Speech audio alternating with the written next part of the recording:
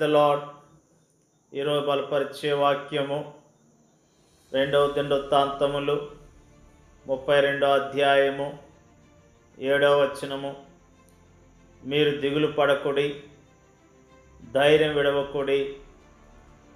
అష్షూరు రాజుకైనను అతనితో కూడా ఉన్న సైన్యం అంతటికైనను మీరు భయపడవద్దు, విస్మయం పొందవద్దు. అతని కలిగి ఉన్న సహాయం కంటే ఎక్కువ సహాయం మనకు కలదు. హిజ్కియా యూదా దేశాన్ని పరిపాలిస్తూ ఉన్నాడు. యూదా దేశం మీదకి అష్షూరు రాజు సైన్యంతో దండెత్తి వచ్చినప్పుడు అక్కడున్న సైనికులతో, అక్కడున్న ప్రజలతో హిజ్కియా చెప్తున్న మాటలను మనము జ్ఞాపకం చేసుకుంటూ ఉన్నాం. యుద్ధ వాతావరణం ఉన్నది. శత్రువులు ఆ దేశం మీద దండెత్తి రాబోతున్నారు, పొంచి ఉన్నారు. అలాంటి సమయంలో దేవుని బట్టి ధైర్యం తెచ్చుకొని హిజ్కియా రాజు పలుకుతున్న మాటల్లో మనల్ని ఎంతగానో ధైర్యపరిచేదిగా ఉన్నట్లుగా జ్ఞాపకం చేసుకుంటూ ఉన్నాం. మీరు దిగులు పడకుడి, ధైర్యం విడవకుడి. అష్షూరు రాజుకైనను అతనితో కూడా ఉన్న సైన్యం అంతటికైనను మీరు భయపడవద్దు, విస్మయం పొందవద్దు. అతని కలిగి ఉన్న సహాయం కంటే ఎక్కువ సహాయం మనకు కలదు. మాంస సంబంధమైన బాహువే అతని కండ. మనకు సహాయం చేయుటకు, మన యుద్ధములు జరిగించుటకును మన దేవుడని యెహోవా మనకు తోడుగా ఉన్నాడని చెప్పగా, జనులు యూదా రాజుని హిజ్కియా చెప్పిన మాటల యందు నమ్మిక ఉంచారు. రాజు దేవుని యొక్క గొప్పతనాన్ని జ్ఞాపకం చేస్తూ ఉన్నాడు. దేవుడు యుద్ధాలను జరిగిస్తాడు, యుద్ధాల్లో విజయాన్ని ఇస్తాడు, దేవుడు తోడుగా ఉంటాడని ఆ మాటలు హిజ్కియా రాజు తన ప్రజలకు తెలియజేసినప్పుడు వారందరూ నమ్మినట్లుగా, దేవుని యందు విశ్వాసం ఉంచినట్లుగా దేవుని యొక్క వాక్యము తెలియజేస్తున్నది.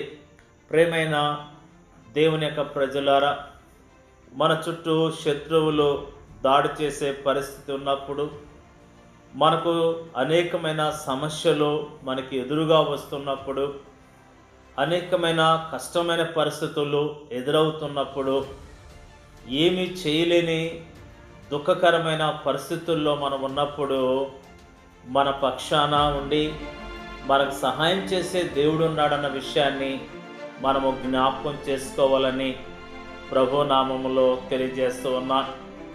మరి అష్షూరు రాజు సైన్యము ఎక్కువగా ఉన్నది, యూదా దేశం యొక్క సైన్యము తక్కువగా ఉన్నది.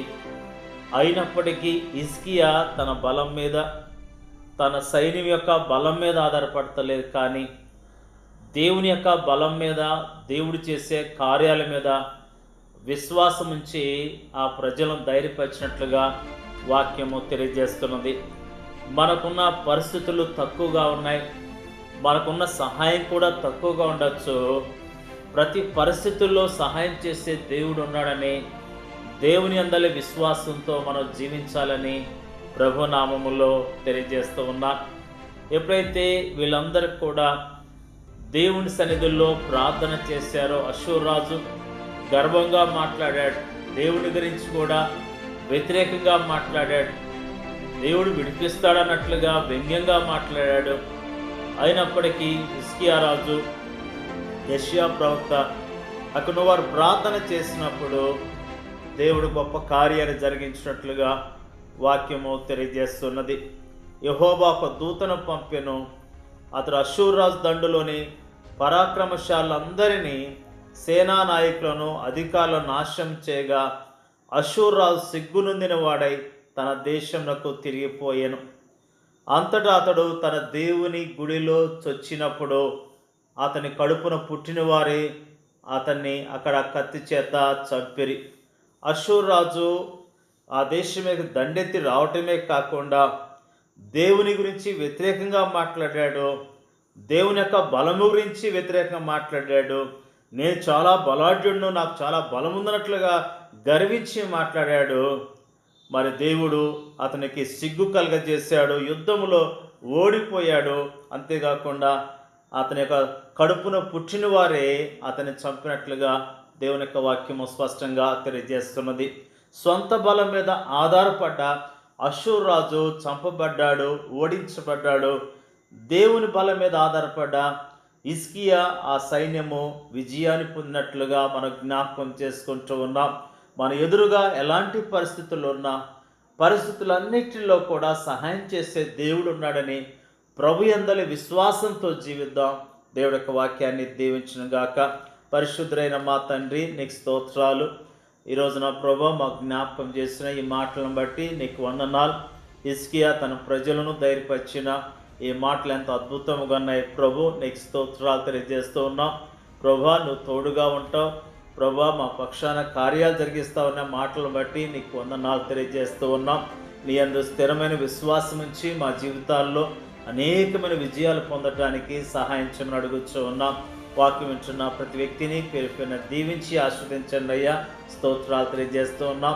మా దేశం ఉన్న క్రైస్తవులను మరి మీరు జ్ఞాపకం చేసుకోండి, వారి కుటుంబాలను అయ్యా, నీ ప్రజలను దీవించి ఆస్వాదించండి అయ్యా. స్తోత్రాలు తెలియజేస్తూ ఉన్నాం. మా దేశంలో నీ పరిచయం చేస్తున్న సేవకులను వారి కుటుంబాలను పేరు పేరున దీవించి ఆస్వాదించండి. పరిచర్యలో సేవకులను బలంగా వాడుకోమని యేసుక్రీస్తు నామములో అడిగి వేడుకొంచున్నాం తండ్రి. ఆమేన్.